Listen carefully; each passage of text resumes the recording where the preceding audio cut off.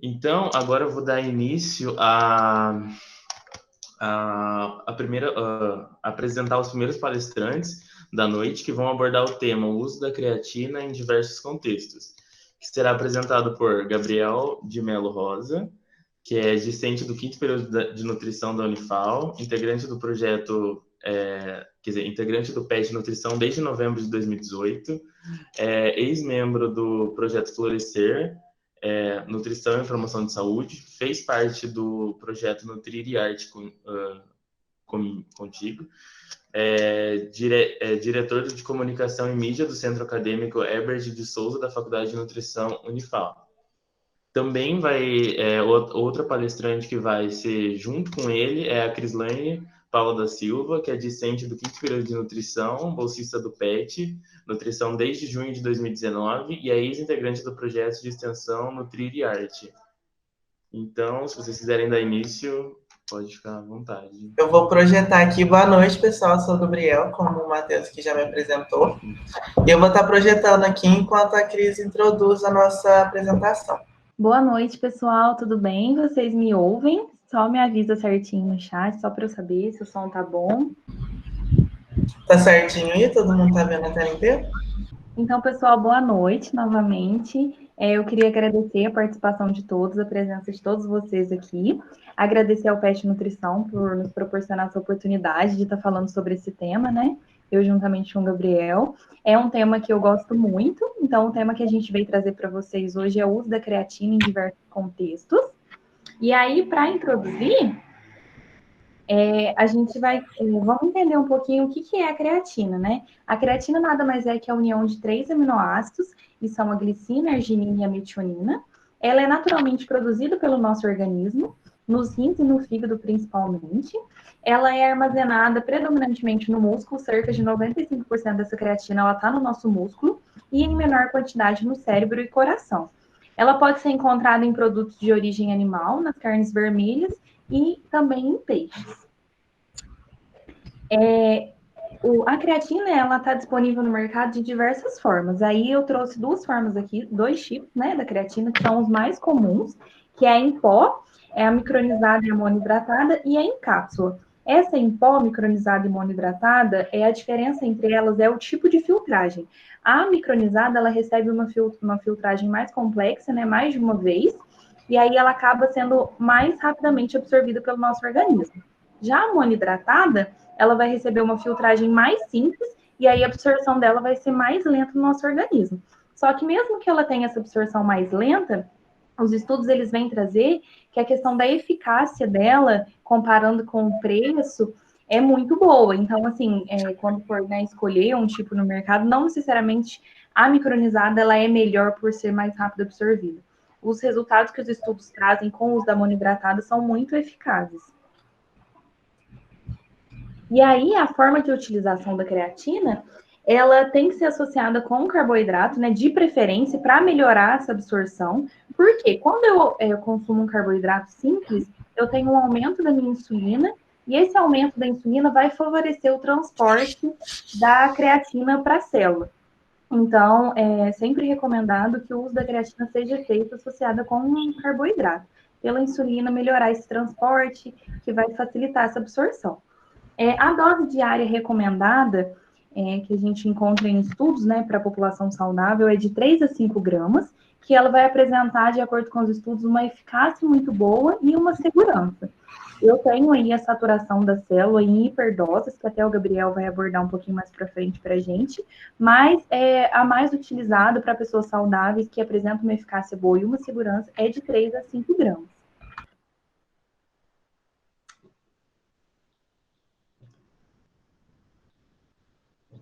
Agora a gente vai desmistificar algumas coisas, né? Antes de entrar a fundo no nosso tema, eu acho que a gente tem que quebrar alguns paradigmas que tem acerca desse suplemento. Por ser um dos suplementos mais estudados, a gente tem muitos mitos em cima dele.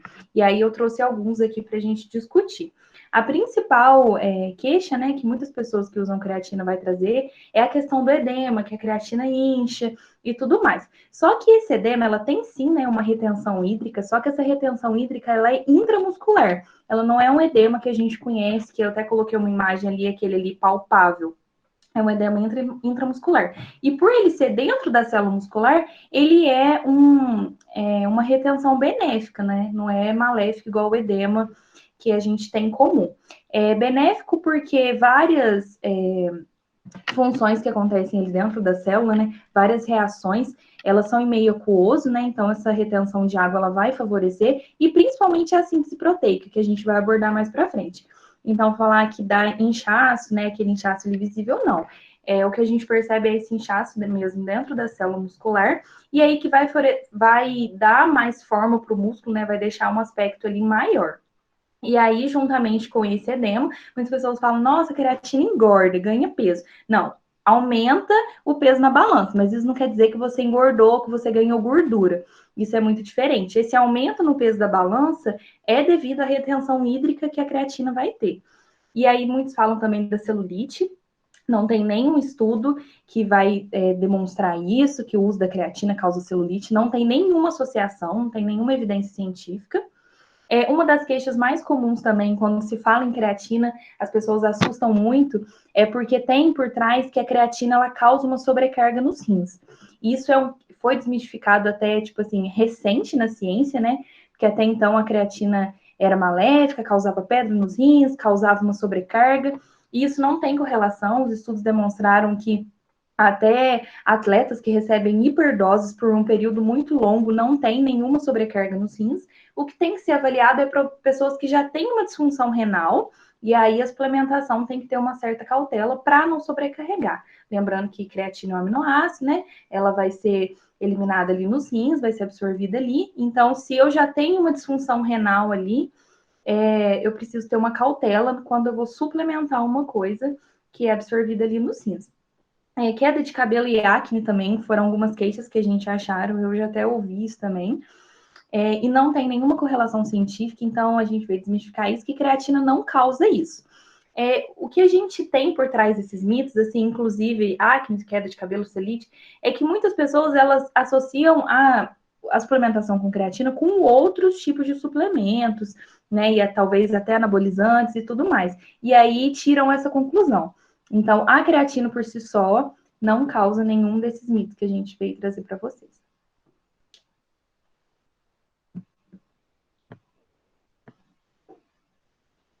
Só ligando o microfone aqui, pessoal. Todo mundo tá me ouvindo certinho? Puderem dar um feedback? Acho que sim. Tá.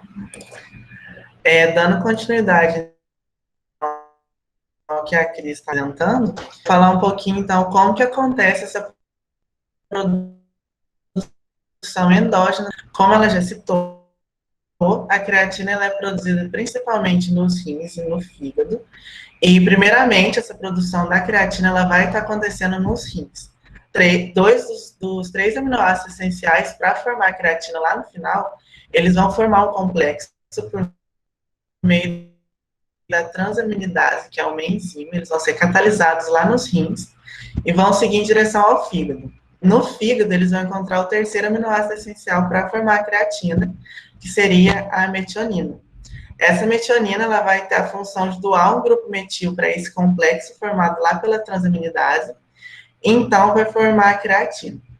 Essa creatina ela vai ter a forma livre, ela vai entrar na corrente sanguínea, e a partir daí ela vai ser distribuída para os nossos músculos. Como a Cris também já citou em maior quantidade, até coloquei um músculo aqui maior no bracinho, ela vai ser alojada, vai ser armazenada nos músculos, e uma menor quantidade, alguns estudos mostram que 5% vai em direção ao cérebro e coração, onde ela vai ter algumas funções vitais lá. Agora que a creatina já está alojada em célula, já está lá, ela vai ter o mecanismo de ação dela. Dentro da célula existe uma enzima, a creatina quinase, que ela vai adicionar um grupo de fosfato nessa creatina que chegou lá na célula. Essa creatina, então, vai se tornar uma creatina fosforilada, e a partir daí que a creatina tem um mecanismo de ação muito importante, que vai ser voltado para a diminuição de fadiga, aumento da força na atividade física. Essa creatina fosforilada, ela vai doar um grupo de fosfato ao ADP, e esse ADP ele vai ser ressintetizado em ATP. Esse ATP, como algumas pessoas devem saber, quem não sabe ainda, Ele é uma forma muito importante de energia que a gente tem no corpo, é o final de diversas cadeias que vão produzir essa energia na parte de musculação para a gente ter um diminuição do CP. Então, é por isso que a creatina ela é associada a essa diminuição de fadiga e aumento da força. Ela ajuda na ressíntese do ATP a partir do ADP lá no nosso músculo. A creatina, então, ela vai ter esses mecanismos de ação, que eu posso estar citando aqui 3 deles. O primeiro é essa regulação do metabolismo energético por meio da ressíntese do ATP. O aumento da síntese proteica, que eu trouxe até um artigo para estar explicando melhor, que eu vou apresentar em seguida. E, como a Crislane também já citou, e só para explicar um pouquinho melhor, a creatina, ela, por conta das polaridades dela, ela tem uma função de estabilização da membrana da célula. Ela vai fazer com que a membrana da célula se torne menos permeável, é por isso que ocorre um aumento de retenção hídrica lá no citosol dentro da célula. Por isso que algumas pessoas, eu já ouvia pessoas falando isso, quando começou a tomar creatina, começou a fazer musculação, sente que está um pouquinho inchado e tudo mais. É por causa dessa estabilização da membrana, essa maior retenção de líquido dentro da célula. Então, aqui são 3 mecanismos de ação da creatina, a partir que ela entra na corrente sanguínea e vai para as células. O primeiro artigo que eu trouxe aqui para ilustrar um pouco disso que a gente está apresentando foi publicado na Revista Brasileira de Nutrição Esportiva, e ele é uma revisão sistemática de alguns artigos publicados nos últimos 14 anos. São os efeitos da suplementação de creatina na força muscular de praticantes de musculação. Esse estudo, ele reuniu 10 publicações nos últimos 14 anos, como eu já citei, e em 5 desses 10 estudos que eles reuniram, houve a saturação da creatina. O que seria essa saturação de creatina? Entre 5 e 7 dias, quando a pessoa começa o consumo da creatina, ela toma uma alta dosagem dela. Os estudos mostram entre 20 gramas e 30 gramas dessa creatina, mas não numa dosagem única. Essa dosagem é dividida ao longo do dia. Por exemplo, eu vou lá estar tomando 20 gramas de creatina, vou tomar 5 gramas de manhã, 5 gramas à tarde, 5 gramas mais à tardezinha e 5 gramas à noite. Isso seria uma saturação de creatina que eu vou estar fazendo durante uns 5, 7 dias. E após essa saturação, eu vou ter a manutenção da creatina no meu organismo, consumindo por meio do suplemento de 4 gramas a 5 gramas diárias. Essa saturação, ela ajuda que depois você só mantenha a creatina dentro da célula, dentro do músculo, porque na teoria, por conta dessa superdosagem, essa saturação, a célula já está aí cheia de creatina. Essas publicações, elas usaram a creatina no pós-treino, que tem muita gente que pergunta o horário ideal para usar a creatina antes ou depois do treino. Nesses estudos, eles avaliaram o uso dela após os treinos. E entre os 10 estudos apresentados, 9 mostraram resultado positivo no quesito de ganho de massa magra e de força. Um desses estudos não apresentou um aumento relativo em força, porque ele foi trabalhado com pacientes com HIV.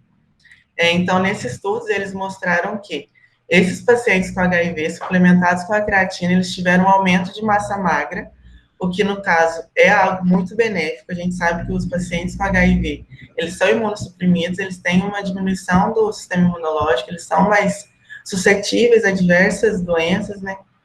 E esse aumento da massa magra pode auxiliar nessa questão do sistema imune, mas, com relação à força, esses pacientes que suplementaram a creatina não tiveram tanto resultado positivo. Então, entre os 10 estudos, 9 mostraram resultado positivo justamente por causa dessa questão de força. Mas, em todos, relataram o aumento de massa magra. E, dentre as publicações também publicadas por essa revisão sistemática do artigo, a grande maioria praticava atividade física. Aqui eu trouxe o quadro que eles apresentaram nesse artigo, depois quem quiser estar tendo acesso ao artigo, só entrar em contato com a gente que eu mando. Aqui está as publicações, né, por ano, que elas foram reunidas, e no final, que eu acho que é o mais importante ressaltar aqui, estão os resultados, né, então, todos mostraram esse aumento da força, menos com relação ao que tiveram o trabalho com os pacientes portadores de HIV, e todos mostraram aumento de massa magra. Inclusive, um foi bem específico, que mostrou o aumento de massa magra, principalmente nos membros superiores, que é esse aqui, publicado em 2001. Com relação à conclusão desse artigo, eles mostraram que a suplementação de creatina ela é extremamente significativa no aumento de massa magra e também de força entre esses indivíduos que foram submetidos às pesquisas. E eles também concluíram que todos tiveram acompanhamento de atividade física, a prática da musculação, para ter esses resultados atrelados à terapêutica. O outro estudo que eu trouxe aqui para ilustrar um pouquinho essa questão dos diversos contextos da aplicação da creatina é esse artigo, inclusive ele foi publicado numa revista nos Estados Unidos, que é a creatina no diabetes tipo 2, é um estudo randomizado, duplo cego e controlado por placebo. Esse estudo ele envolveu 25 indivíduos, eles fizeram essa amostra bem no final, eles tiveram diversas questões para estar excluindo outros indivíduos que foram submetidos e inscritos nessas pesquisas para estarem participando. Entre esses 25 indivíduos foram homens e mulheres com idade maior que 45 anos e que eram pré-diagnosticados com diabetes tipo 2. Esses indivíduos eles eram fisicamente inativos em torno de 1 ano e o IMC deles era maior que 30 quilos por metro quadrado, aqui no caso, né?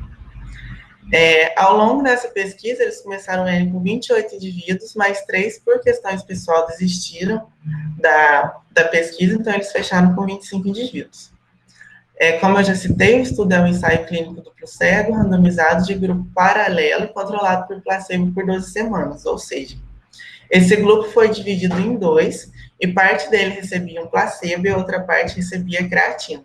Quem recebia o placebo só não sabia que estava recebendo o placebo, logicamente para induzir todos eles a participarem da pesquisa, praticar a atividade física que foi proposta, para eles acompanharem o resultado no final. Como eles eram fisicamente inativos, para eles avaliarem durante a pesquisa, eles inscreveram todos esses indivíduos num grupo de treinamento aeróbico, combinado com exercício físico de fortalecimento ao longo desse período. Foram 3 meses, né? 12 semanas. A conclusão desse artigo, ela é bem específica, que ela mostrou uma melhora do controle glicêmico e também um aumento significativo da fosfocreatina muscular, que seria aquela creatina com adição de fosfato, que vai ressintetizar o ADP em ATP. Teve uma redução média da hemoglobina glicada, que ela é um marcador para a gente acompanhar os pacientes que têm diabetes tipo 2. E essa redução da hemoglobina glicada, ela foi superior ao tratamento com metformina, que é uma medicação que os pacientes diabéticos consomem e fazem acompanhamento. A curva de concentração de glicose também foi menor após o consumo da creatina com a prática de atividade física. Houve também uma comparação de que teve maior conteúdo de GLUT4 na membrana.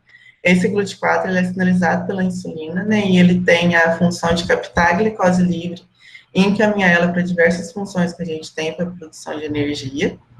Então, a conclusão final desse artigo, ele mostra que a creatina ela pode modular, sim, a captação de glicose nesses pacientes, desde que feito o acompanhamento adequado da terapêutica e atrelado à atividade física também, como eu também apresentei no primeiro artigo que eu estava mostrando aqui.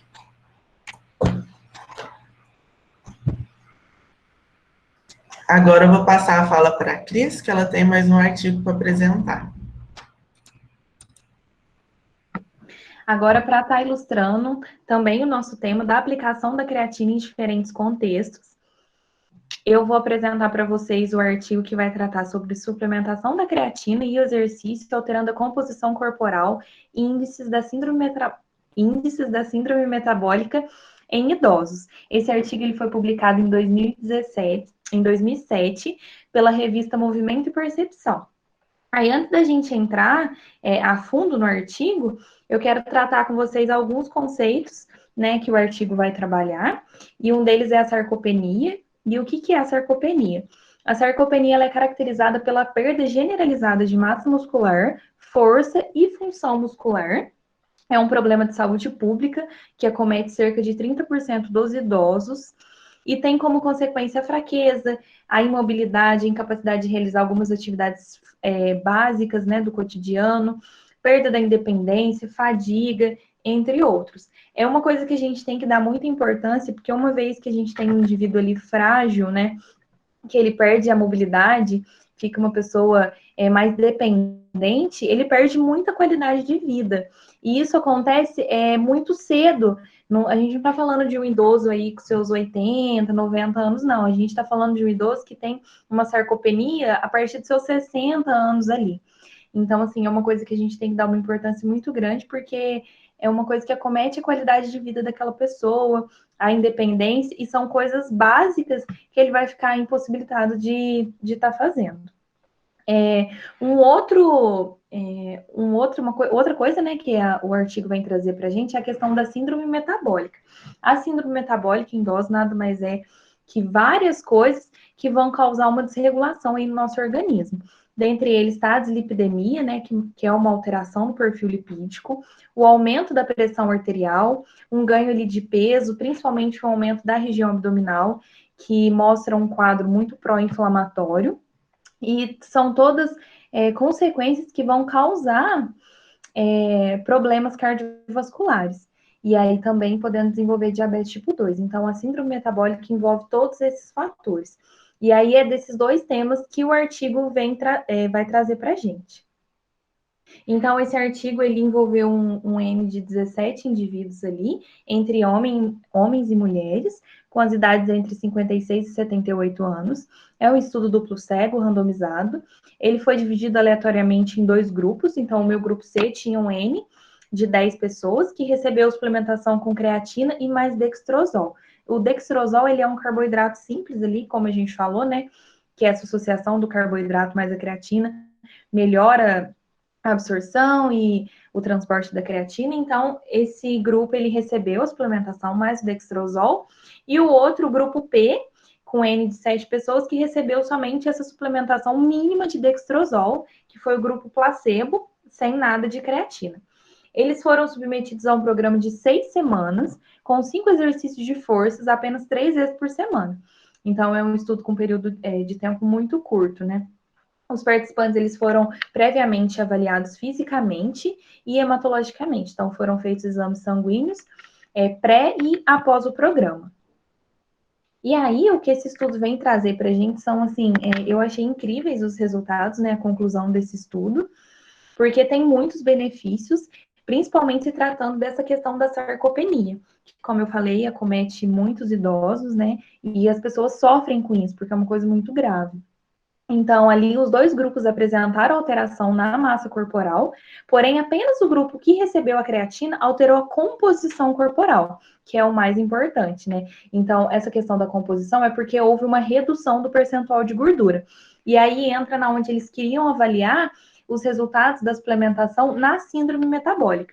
Então, isso foi muito benéfico nessa questão da síndrome metabólica, principalmente por ter reduzido o percentual de gordura. Uma vez que eu reduzo o meu percentual de gordura e aumento a minha massa magra, eu estou diminuindo ali, principalmente, né, o artigo vai tratar também, que houve ali uma redução dessa região abdominal, região do abdômen, que houve uma redução, e a questão do processo inflamatório no nosso corpo. Se eu reduzo o meu percentual de gordura, eu acabo reduzindo a minha inflamação, que é sintoma da síndrome metabólica. Também esse grupo, ele teve aumento de massa magra. Se a gente pensar no curto período de tempo que foi, né, 1 mês e pouquinho ali, 1 mês mais 2 semanas, para ter um ganho de massa magra de 0,9 quilos e uma prática de atividade física 3 vezes por semana, é um resultado muito significativo. Que teve esse aumento foi apenas o grupo suplementado. Houve uma redução do perímetro do abdômen, na avaliação física, eles observaram isso, e o perfil lipídico também alterou, teve um aumento do HDL, apenas no grupo suplementado, que foi o grupo C. Então, quando a gente olha esses resultados, né, comparando com o grupo placebo ali, o outro grupo que só praticava atividade física, a suplementação de creatina, ela tem um efeito muito positivo, né? Esse aumento de massa muscular vai atuar diretamente nessas pessoas com sarcopenia, que tem essa perda generalizada. Então, é uma coisa, assim, que a gente pode estar usando para essas pessoas que sofrem disso, né? Sofrem desse problema de saúde. E ainda a atuação da creatina na síndrome metabólica.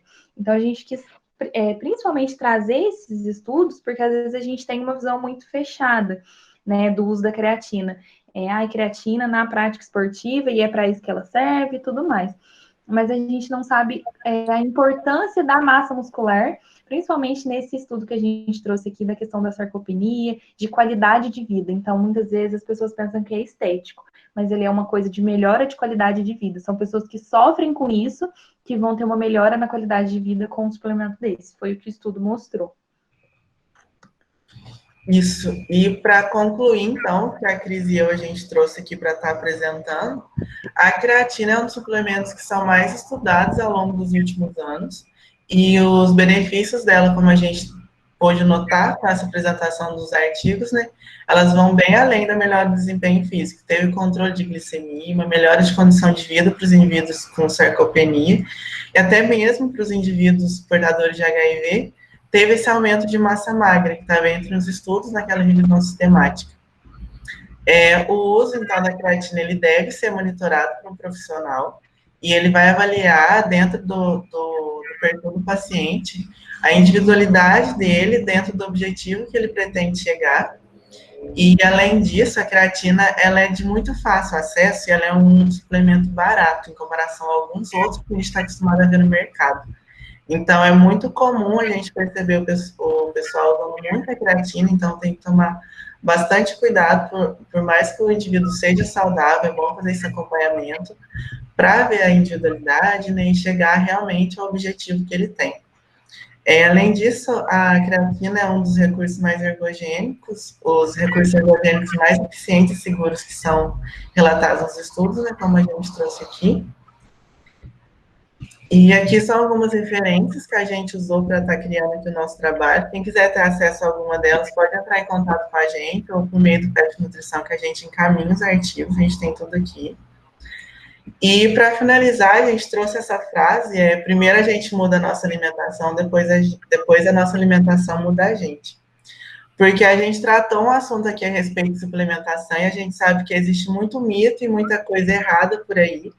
E o pessoal acha que suplementação é tudo, só com aquilo consegue atingir os benefícios que ela pode proporcionar.